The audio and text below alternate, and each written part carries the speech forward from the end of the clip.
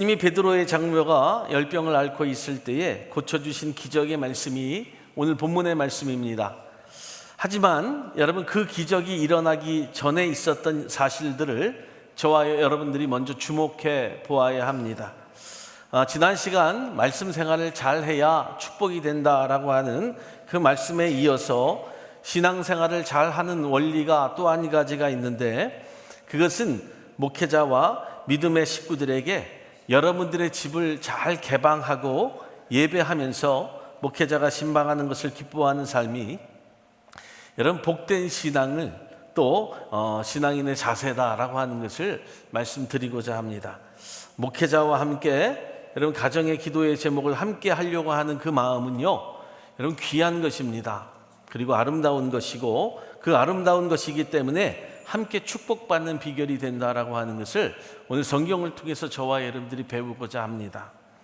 하지만 많은 분들이 여러분 목회자가 가정에 방문하기를 원치 않습니다. 요즘의 세대의 교회 성도들이 목회자가 집에 오는 것을 싫어합니다.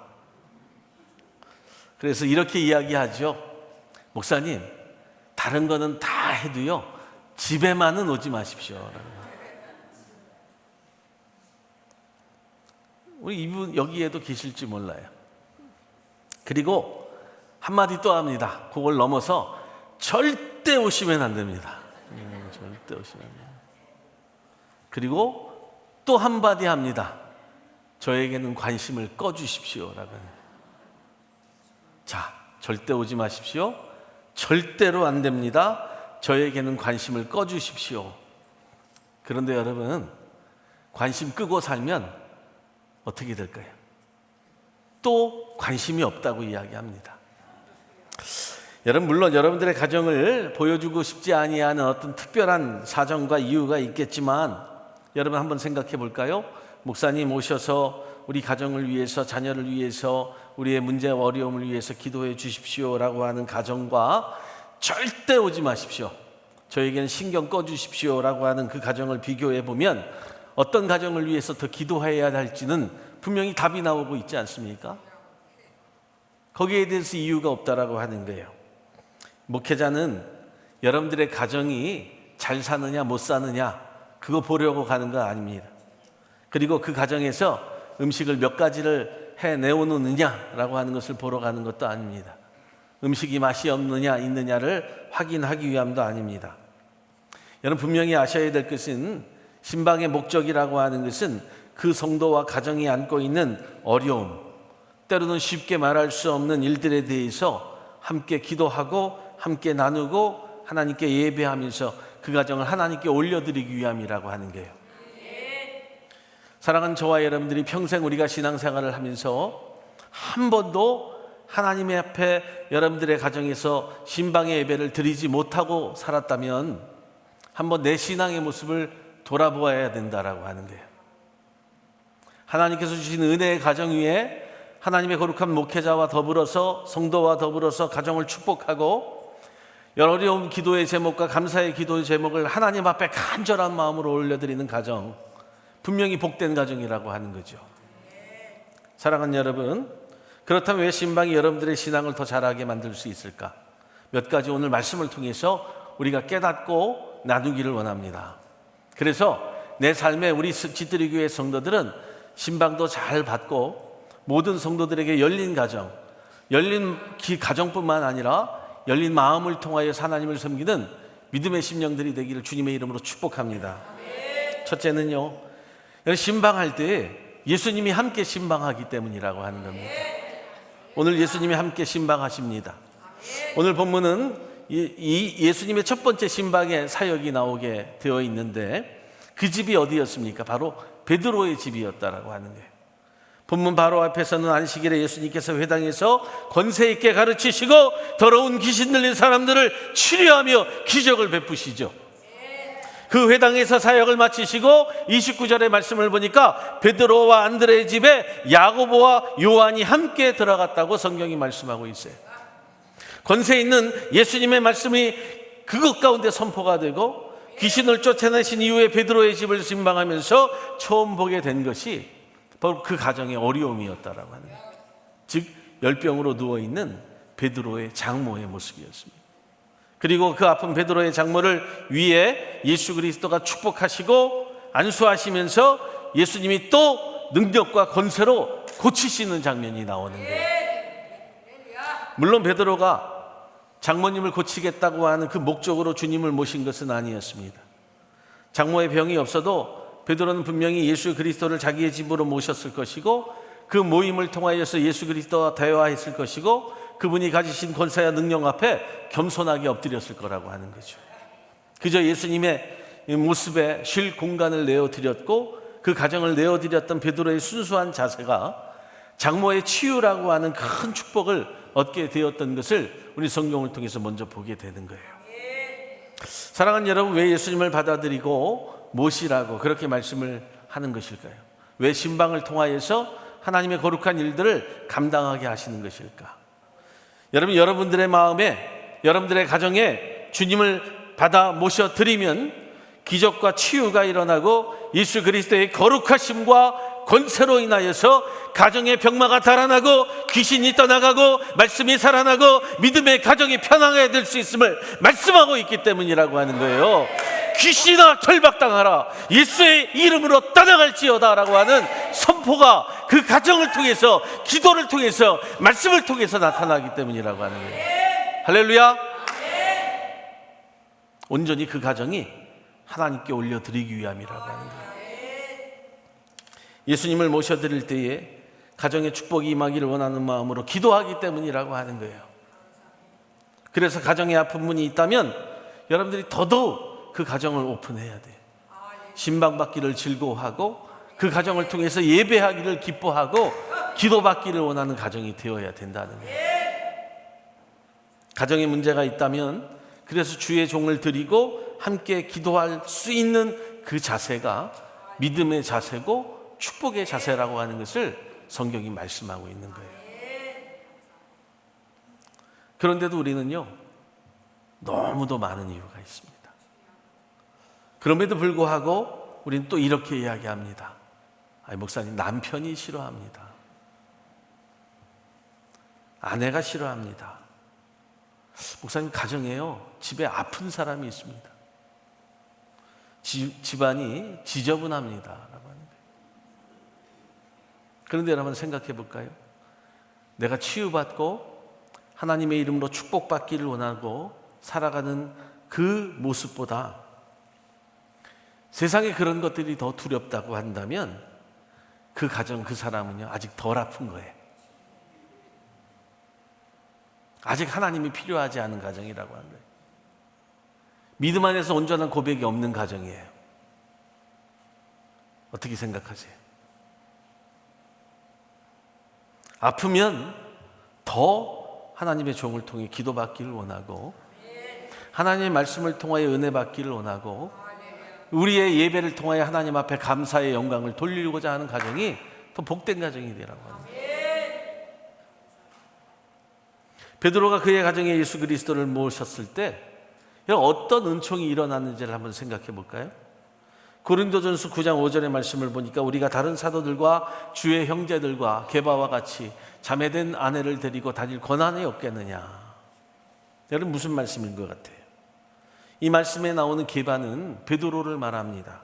그리고 자매된 아내는 그의 아내를 이야기하고 있는 거예요. 이 말씀을 통해 생각해 보면 베드로의 아내는 가장 열정적으로 베드로의 사역을 도와주었던 자가 되었음을 성경이 말씀하고 있는 거예요. 베드로가 아내와 자식을 버리고 예수를 쫓은 것이 아니라 예수 그리스도를 받아들임으로 말미암아 장모의 병고침을 통하여 하나님의 놀라운 역사와 기적을 본 뒤에 그 베드로의 아내가 예수를 드림으로 말미암아 그 아내조차도 열심으로 주를 따랐음을 성경이 말씀하고 있는 거예요.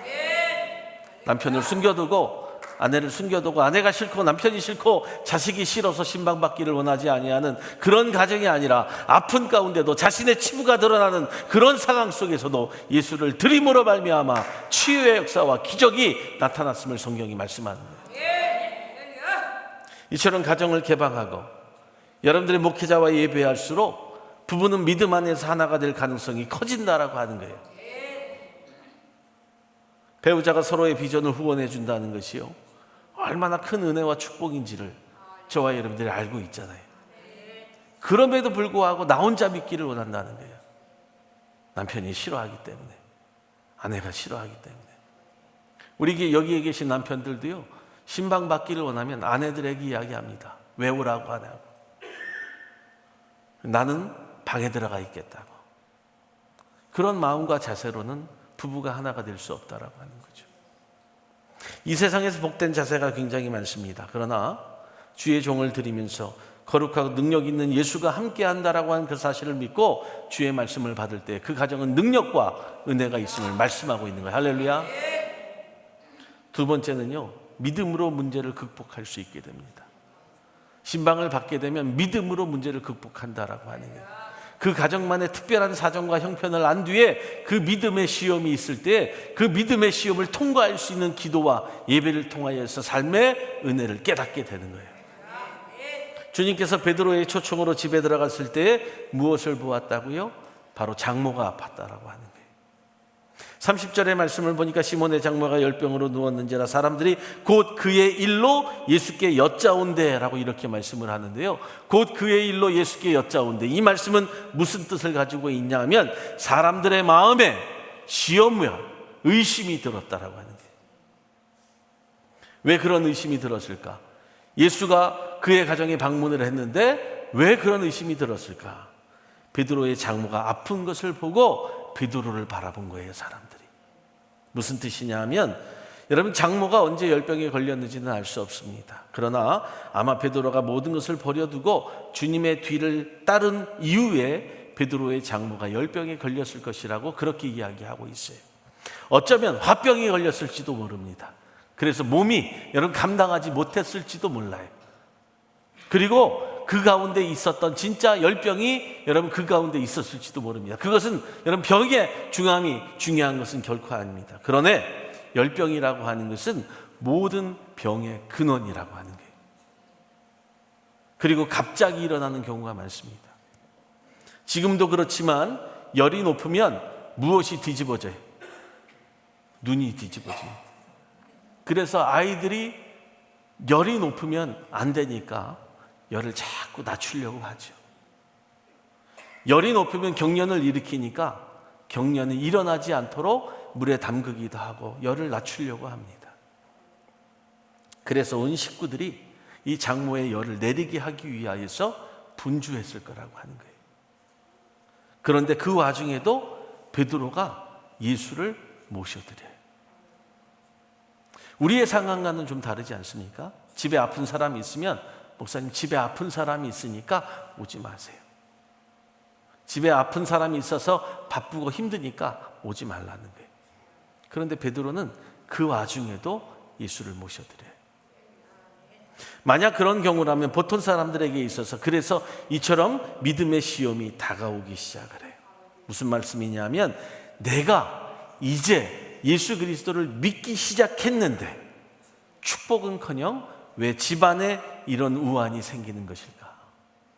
내가 예수를 믿고 따르기로 했는데 내가 세상의 것을 버려두고 내가 예수 그리스도를 온전히 따르기로 했는데 나에게 왜 이런 어려움이 닥치는 것일까? 라고 하는 믿음의 시험이 온다라고 하는 거예요. 특히 다른 종교를 다니던 사람들은요, 교회를 다니는 순간부터 어떤 어려움과 문제들이 생길 때에 내가 믿었던 그 종교의 누군가가 나에게 저주를 하는구나라고 생각을 한다는 거예요. 그래서 어떻게 합니까? 다니던 교회를 믿음을 저버리고 자기가 예전에 믿었던 종교로 돌아가는 경우가 많다라고 하는 거예요. 물론 그럴 수 있습니다.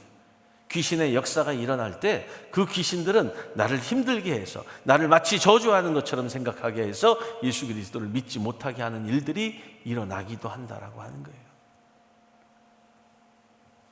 그래서 이렇게 이야기하죠. 교회를 다녀서 그런가 보다. 예수를 믿어서 그런가 보다 라고 하는 그런 이야기로부터 시작해서 별별 얘기를 다 합니다. 그리고 마지막 결론을 내요. 교회를 다니지 말아야 되겠다. 바로 이런 것이 믿음으로 인한 시험거리라고 하는 거예요. 모든 게 좋을 때는 죽어도 좋습니다 라고 합니다. 내가 십자가를 지고 가겠습니다. 온통 교회 일을 혼자 다 하듯이 내가 주님을 위해 살겠습니다라고 그렇게 이야기하다가 막상 일이 닥치면 왜 이런 고통을 나만 겪는 것이냐고 이렇게 이야기하고요. 얼굴에 인상을 팍팍 쓰면서 주변의 사람들을 힘들게 하죠. 불편하게 한다라고 하는 거예요. 사랑하는 여러분, 하지만 이런 일이 생긴다고 해도요, 너무 염려할 필요 없습니다. 우선은 염려하지 말라는 거예요. 이것도 믿음의 시험이기 때문에 주님께서 가장 선한 길로 인도하시기 때문이라고 하는 거예요. 할렐루야. 본문 31절의 말씀을 보니까 나아가서 그 손을 잡아 일으키시니 열병이 떠나고 여자가 저희에게 수종되니라. 할렐루야. 믿음의 시험이 다가올 그 순간 예수 그리스도께서 그를 고치시고 그가 예수 그리스도 앞에 수종되는 역사가 나타나게 되었다라고 합니다. 그때 예수가 손을 잡아 일으키시니 장모의 열병만이 치유되었을 뿐만 아니라 장모까지 오히려 주님께 헌신하는 모습을 보게 하셨다라고 하는 거예요. 여러분, 열병을 앓고 난 뒤에 바로 움직일 수 있어요? 그렇지 않습니다. 며칠은 쉬어야 돼요. 몸이 쇠약해졌기 때문에 며칠은 쉬어야 돼요. 그런데도 불구하고 이 장모는 예수 그리스도 앞에 수정될 정도로 몸이 건강해졌다는 거예요. 힘들 때 믿음의 모습으로 굳건하게 서서 견디고 일어서는 모습을 보이고 정말 신앙인답게 사는 모습을 보이면 오히려 믿지 않는 사람들이 여러분들을 보고 변화되는 역사들이 나타납니다. 오늘 성경 후반절의 모습을 보이더라도 많은 사람들이 예수 그리스도의 삶의 모습을 통하여 변화되었고 그 베드로와 그의 가정을 통하여 변화된 것을 보게 되었다라고 하는 거예요. 할렐루야. 우리가 신앙생활을 하다 보면 예수님을 영접한 이후에 아니면 새롭게 주님을 위하여 살겠다고 작정한 이후에 결심한 이후에 오히려 어려운 일들이 터지는 경우가 있어요. 그러나 그때 믿음의 상황을 극복하면 더 좋은 일들이 생겨요. 더 기쁜 일들, 감사한 일들이 생긴다라고 하는 거예요. 중요한 것은 우리의 삶과 가정에 항상 주님을 모시고 사는 것, 그것이 우리의 먹고 사는 문제보다 더 기적적이고 축복이 된다는 것을 오늘 성경이 말씀하고 있는 거예요. 할렐루야. 이 삶의 고백이 때로는 목회자를 통하여 신방하고 그 가정을 통하여 기도할 때 하나님의 역사와 기적들이 예수 그리스도의 들이심이 여러분들의 가정에 나타나는 거예요. 그래서 신앙생활은요, 교회에서만 하는 게 아니라고 하는 거예요. 하나님은 우리가 주님을 위하여 죽기로 살기로 작정했기 때문에 그 작정이 진정한 작정인가를 한번 시험해 보기 위함이라고 하는 거죠. 사랑하는 여러분, 우리는요, 그래서 문제 앞에 편안해야 돼요. 편안하셔야 돼요. 어차피 삶이라고 하는 것은 문제와 더불어 사는 삶이지 않습니까? 우리가 믿었다고 더 큰 문제가 안 생기는 것도 아니에요. 우리가 안 믿는다고 문제가 생기는 것도 아닙니다. 우리가 주님을 위해 거룩한 작정을 해도 문제는 똑같이 다가온다라고 하는 거예요. 문제가 없기를 지나치게 바라고 비는 것이 오히려 삶을 피곤하게 만든다는 거죠. 모두가 문제 있는 삶이에요. 문제는 피하는 것이 아니에요. 맞서서 극복하고 싸워서 이기는 거예요. 할렐루야. 예수님이 십자가의 죽음의 문제를 안고 피하셨어요? 아닙니다. 당당히 그 죽음 앞에 맞섰고 죽으셨다라고 하는 거예요. 살기를 원하지 않으셨습니다. 오히려 맞서서 그 죽음을 받아들일 때에 부활의 놀라운 축복이 그에게 임하였고 부활의 소망이 오늘도 우리 가운데 있는 거예요. 사랑하는 여러분, 그렇기 때문에 편안하게 인정하세요. 편안하게 인정하세요. 문제는 어디나 있다라고 그렇게 말하는 거예요. 어디에나 있다. 문제야 떠나가라. 문제야 떠나가라. 귀신아 떠나가라. 이제 중요한 것은 예수 그리스도를 내가 받아들이겠다라고 하는 그 고백이 우리의 삶에서 있어야 되는 거예요. 내가 주님을 받아들이겠다고, 내가 주의 말씀을 듣겠다고, 내 가정이 주의 말씀에 따라서 살겠다고, 내가 주의 말씀에 기도의 은혜가 넘치는 자의 삶을 살겠다고 고백하는 거예요. 목회자와 함께, 때로는 성도들과 함께 우리 가정을 축복해달라고, 우리 가정을 위해 기도해달라고, 기도에 어떤 문제들이 있음을 알고 이 문제들을 떠나게 해달라고, 기도의 귀신의 역사가 이 가정에서 떠나게 해달라고 기도하는 거예요. 할렐루야. 예수님이 내 안에 계시면 반드시 그래서 문제가 해결이 되는 거예요. 우리는 그 문제를 발전시키고 향상시키는 디딤돌로 만들어 가는 거예요. 그래서 예수 그리스도가 언제나 나와 항상 함께함을 믿는 거예요. 그것이 바로 신방이 주는 축복이라고 하는 거예요. 신방이 주는 축복이다. 믿으십니까? 세 번째는요, 신방이 주는 축복 가운데 믿는 자의 다른 모습이 생기는 거예요. 든든한 백이 생긴다는 거예요. 신자와 불신자의 차이가 뭘 거라고 생각하세요? 신자와 불신자 차이 없습니다. 세상에 나가면 여러분 똑같아요. 먹고 마시고 입는 것까지도 똑같습니다. 사는 방법에는 차이가 없어요. 다만 신자에게 있어서는 해결자이신 예수 그리스도가 있다는 거예요. 불신자에게는 없다는 것이 가장 큰 차이입니다. 보통 때에는요, 모두가 다 잘 삽니다. 불신자도 잘 삽니다. 오늘 여기에 계신 여러분들 못 사는 분들 계십니까? 나는 못 먹고, 나는 못 입고, 나는 참 없다라고 하는 분들이 있으세요? 아마도 거의 없을 겁니다. 아니, 없으세요. 제가 보는 한 없습니다. 그런데 인생의 풍랑이 닥쳤을 때 불신자들은요, 처량한 존재가 돼요. 처량한 존재가 됩니다. 의지할 사람도 없어요. 그리고 자기를 위로해 줄 진정한 친구도 없습니다. 그래서 술로 고통을 달래려고 합니다. 가장 미련한 자라고 하는 거예요. 술 먹다 보니까 다 때려 부십니다.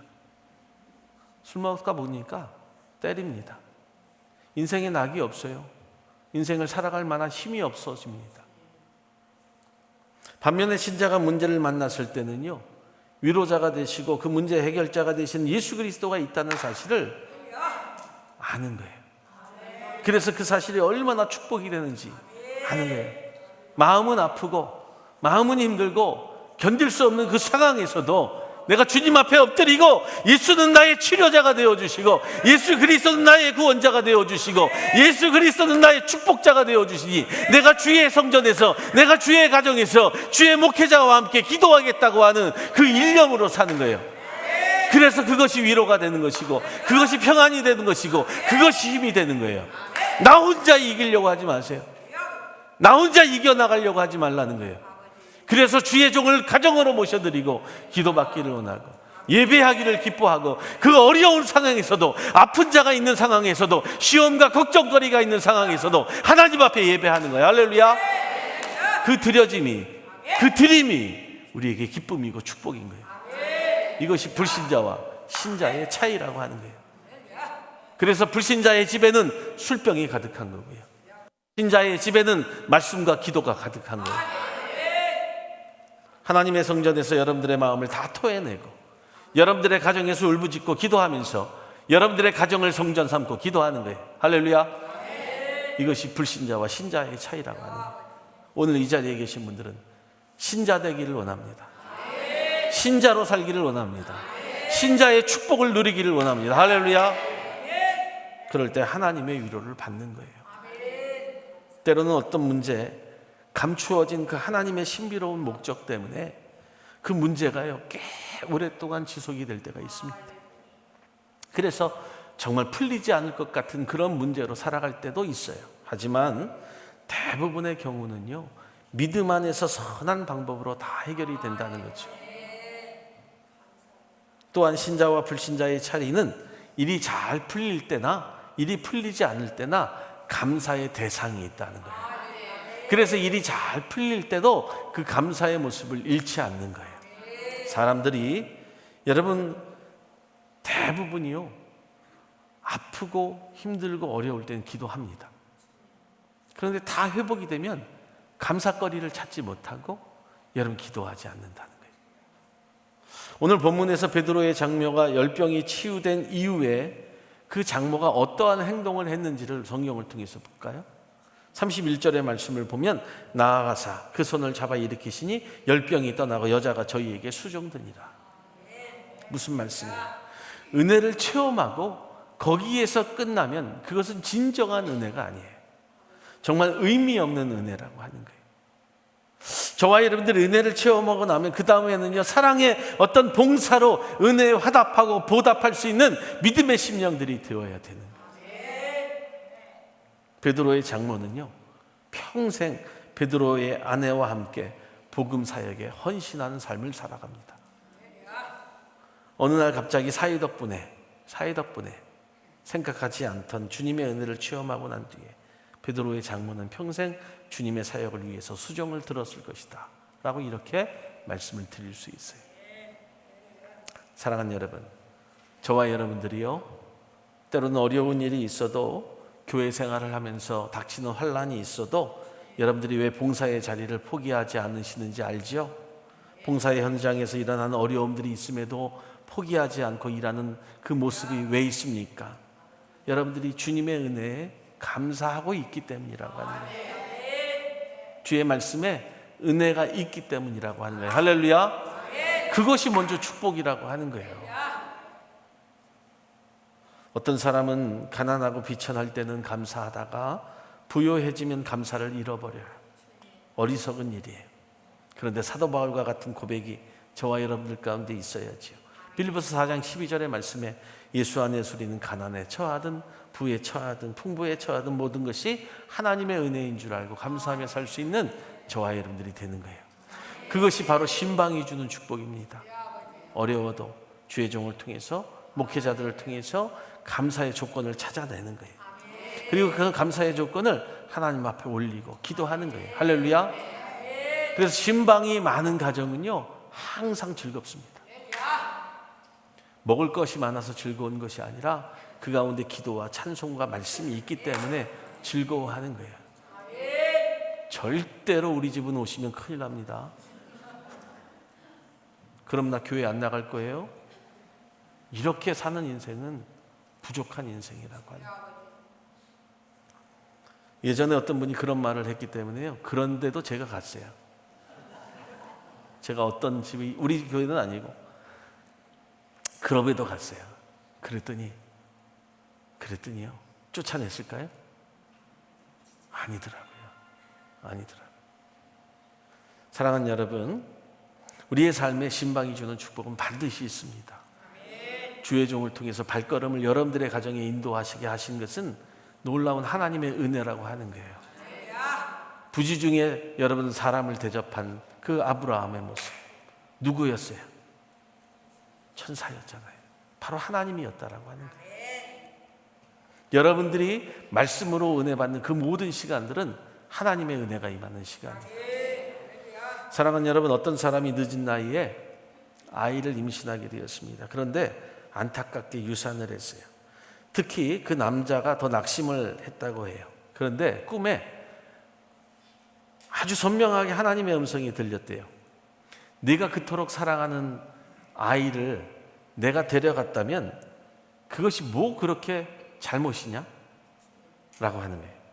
그것이 그렇게 억울한 일이냐? 라고 물어보시더래요. 그랬더니 그 남자가 깨달았대요. 아, 성경에 아브라함도 그랬고 욥도 그랬다라고 하는 거죠. 사랑하는 여러분, 그처럼 우리의 모든 것이 하나님의 것이에요. 하나님이 주신 은혜라고 하는 거예요.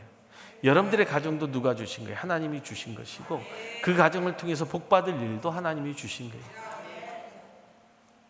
하나님의 은혜 때문에 주어진 것이라고 생각하고 저와 여러분들 감사하며 살기를 예수의 이름으로 축복합니다. 그리고 감사하는 차원에서 이런 마음과 생각으로 끝나지 말고 헌신의 행동으로 주의 말씀을 듣고 받아들이고 예수를 드리는 귀한 가정이 되시기를 주님의 이름으로 축복을 드립니다. 다음 주부터 신방이 많은 교회가 되었으면 좋겠습니다. 제가 사실은 잘하는 것이 한 가지가 있는데 발로 뛰는 거예요. 신방을 잘하는 목회자였는데 제가 지뜨리 교회에 와서 신방을 안 하게 되더라고요. 왠지 아세요? 오지 말라니까. 그런데 신방 잘 받는 교회가요, 부흥합니다. 신방을 통해서 가정의 어려움과 문제를 놓고 기도하는 교회가 잘 돼요. 제가 잘할 수 있는 것들을 여러분들이 허락하셔야죠. 못하는 것을 자꾸 하라고 하면 못하는 것이고, 잘할 수 있는 것을 잘하게 하는 것이 더 잘하는 거예요. 다음 주부터는 아니고 그 다다음 주부터는 신방의 스케줄이 가득 차기를 바랍니다. 그래서 신방의 스케줄이 꽉 차서 오늘은 시간대별로 쪼개서 신방할 수 있는, 저는 가면 물 한 잔이면 족합니다. 그렇게 말씀드리잖아요. 사랑하는 저와 여러분들이, 그래서 신방이 주는 축복이 있는 교회, 그래서 여러분들의 가정에도 말씀이 충만한 가정 되시기를 예수의 이름으로 축원을 드립니다. 기도하겠습니다.